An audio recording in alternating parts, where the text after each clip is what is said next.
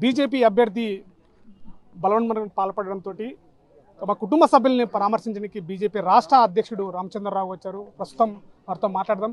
ఈ యొక్క బలవన్మరణకు పాల్పడిన ఘటన పైన ఈ మక్తల్లో ఇలాంటి ఘటన ఎన్నికల సమయంలో జరగడం ఎట్లా చూస్తారు, ఏం చెప్తారు?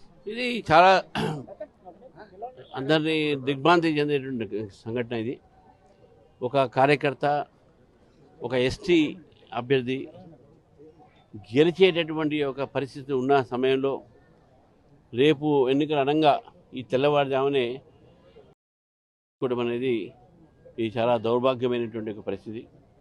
అయితే ఈ యొక్క ఆత్మహత్య వెనక కారణాలు మేము తెలుసుకుంటే, భార్య ద్వారా తెలుసుకున్నాం, పొద్దున్నే 5:30 తర్వాత తెలుసుకుంటే ఇక్కడ ఉన్న స్థానిక మంత్రి బెదిరిస్తున్నారు, కొడతా అంటున్నారు, ఎలక్షన్ తిరగొద్దు అంటున్నాడు. ఆ భయానికి మా ఆయన చెప్పడం జరిగింది.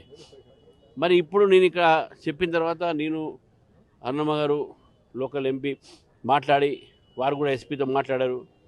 ఇక్కడ వచ్చిన కథనం మార్చారు. ఎట్లా మారుతుంది నాకు అర్థం కాదు.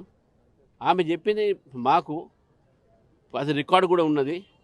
అటువంటి ఒక రికార్డును మార్చి ఏదో కాగితం మీద సంతకాలు తీసుకొని, ఆమెకి చదువు రాదు, దాంట్లో ఏం రాసిందో తెలియదు, సంతకం పెట్టించుకొని ఏదో ఓడిపోతాను భయంతో 45 సంవత్సరాలు ఓడిపోతే నెక్స్ట్ టైం ఎలక్షన్ పొడి చేస్తాడు.